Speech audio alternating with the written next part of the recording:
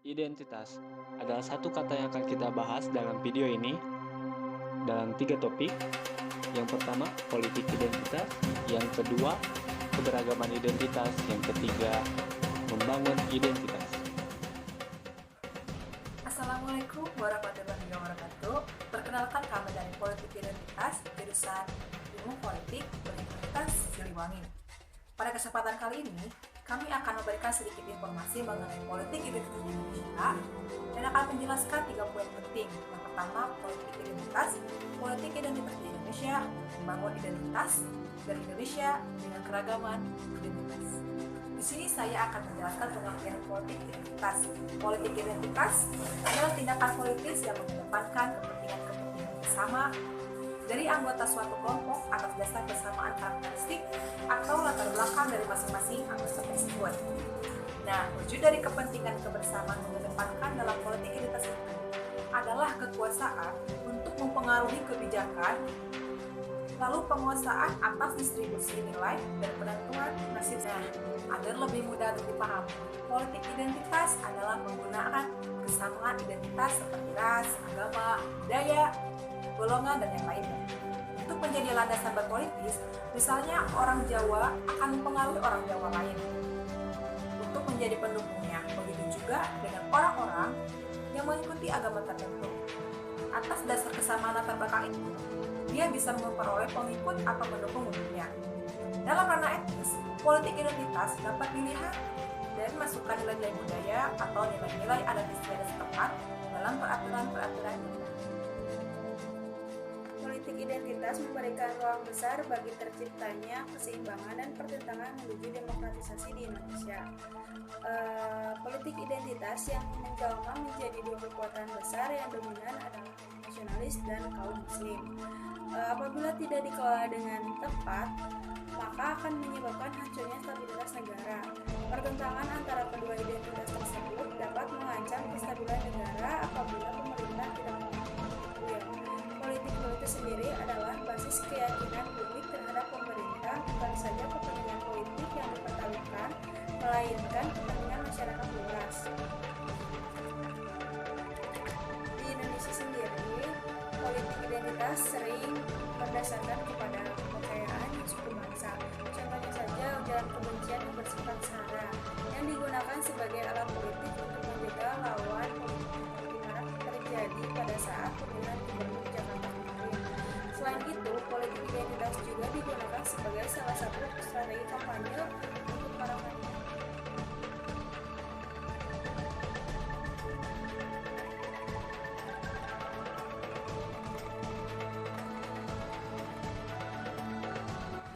Berbicara mengenai keragaman identitas, Indonesia merupakan negara kepulauan terbesar di dunia. Bangsa Indonesia dikenal dengan masyarakat yang majemuk. Hal itu tercermin dari slogannya, yaitu Bhinneka Tunggal Ika, yang memiliki arti bahwa berbeda-beda tetapi tetap satu. Nah, keragaman Indonesia yang terdiri dari ribuan suku bangsa, budaya, agama, ras, dan bahasa yang tersebar di berbagai pulau di Indonesia, mulai dari Sabang sampai Merauke. Dibandingkan negara lain di dunia, keragaman budaya di Indonesia sangat bervariasi, unik dan lengkap. Hal itu dikarenakan dipengaruhi oleh keadaan alam dengan kondisi geografis yang berbeda antar wilayah, mulai dari wilayah barat, tengah, hingga timur. Keunikan dan kekhasan budaya lainnya pun menjadi daya tarik tersendiri bagi Indonesia. Lalu, hal itu membuat bangsa Indonesia menjadi negara dengan nilai toleransi yang tinggi antar sesama. Keragaman budaya Indonesia memiliki lebih dari ribuan suku bangsa yang bermukim di wilayah terbesar di ribuan pulau. Karena bangsa Indonesia memiliki gambaran budaya yang lengkap dan bervariasi. Sebagai contoh yaitu saya ambil dari seni, yang mana seni itu diantaranya adalah seni tari, seni karya, seni kreasi, dan seni keunikan dari sastra. Nilai-nilai budaya yang tertanam di dalam masyarakat Indonesia merupakan sebuah kekuatan. Ada juga keragaman agama. Misalnya kedatangan Eropa membawa ajaran agama Kristen dan agama Katolik. Sedangkan pedagang Cina datang ke Indonesia itu dengan menganut ajaran Konghucu. Beberapa ajaran agama diterima oleh bangsa Indonesia karena masyarakat sudah mengenal kepercayaan seperti animisme dan dinamisme. Agama mengajarkan kepada umatnya agar berbuat baik dan benar. Berbuat baik dan melakukan kebaikan, menegakkan kebenaran adalah perintah Tuhan yang wajib dilaksanakan. Kesadaran beragama merupakan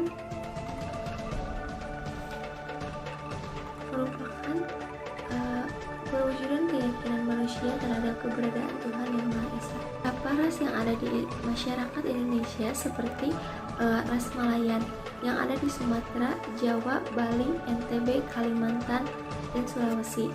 Yang kedua adalah ras Asiatik Monomoid. Ada dinamakan juga ras Asiatik Monomoid, yaitu seperti orang Thailand, Tionghoa, Jepang, Korea. Ras ini terbesar di seluruh dunia. Dan yang ketiga saya beri contoh adalah ras Melanesoid, yaitu dan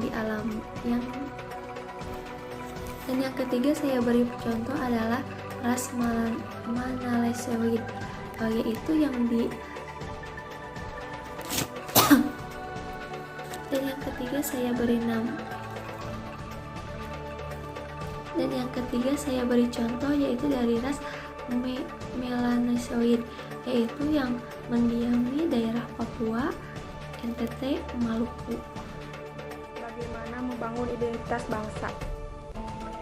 Pancasila merupakan capaian demokrasi yang paling penting yang dihasilkan oleh para pendiri bangsa ini. Begitu juga dengan kita, mesti paham bagaimana Pancasila dilahirkan oleh para pendiri negara sebagai sumber bertemunya beragam pandangan. Pancasila tidak lain merupakan konsensus nasional bangsa Indonesia yang majemuk, dan akhirnya Pancasila berfungsi menjadi pedoman bersama yang mendasari berdirinya Negara Kesatuan Republik Indonesia ini. Maka, penguatan kesadaran ideologi menjadi sangat penting. Tetapi, dalam konteks kehidupan demokrasi, penguatan kesadaran ideologi tidak lagi bersikap indoktrinatif, apalagi pemaknaan tunggal oleh negara.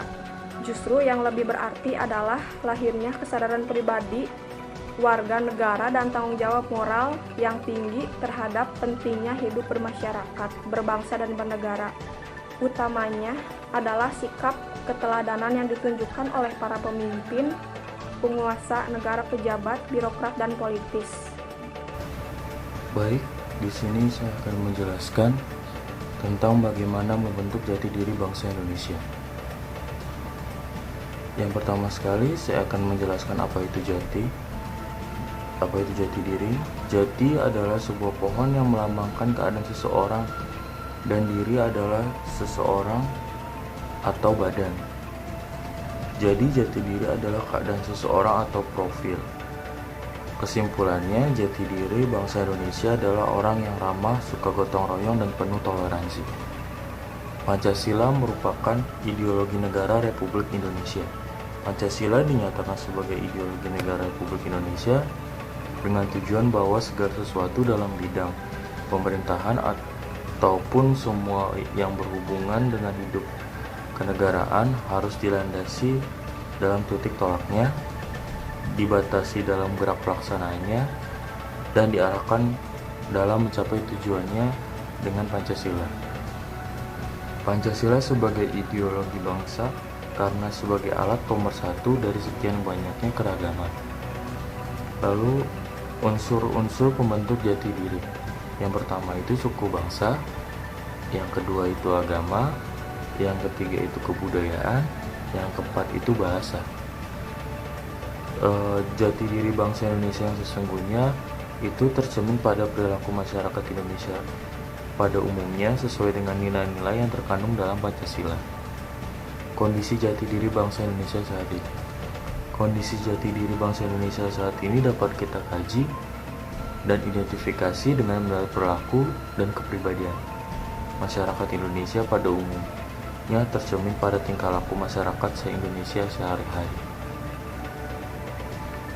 Penerapan nilai-nilai Pancasila dalam kehidupan sehari-hari di masyarakat sudah tidak terlihat lagi.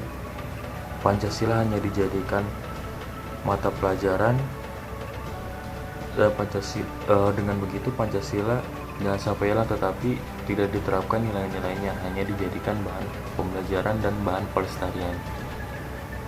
Lalu cara memperbaiki jati diri bangsa Indonesia, yang pertama itu ideologi Pancasila merupakan dasar negara yang mengakui dan menggabungkan keberagaman. Yang kedua itu sesama umat beragama itu harus saling tolong menolong, bukan hanya umat beragama saja tapi berbeda etnis dan berbeda golongan atau suku. Pokoknya yang kita berbeda itu harus saling tolong menolong. Setelah kita simak 3 topik berikut, identitas sebenarnya mempunyai urgensi tersendiri di Indonesia. Perpecahan, disintegrasi, yang awal mula diakibatkan oleh Pilkada DKI, lalu Pilpres 2019 yang menggunakan sentimen ras. Hal ini tentu membuat kita semakin risih. Untuk jalan keluar ialah rekonsiliasi, dimulai dari kita atau para politisi. Dimulai sekarang atau kapan lagi?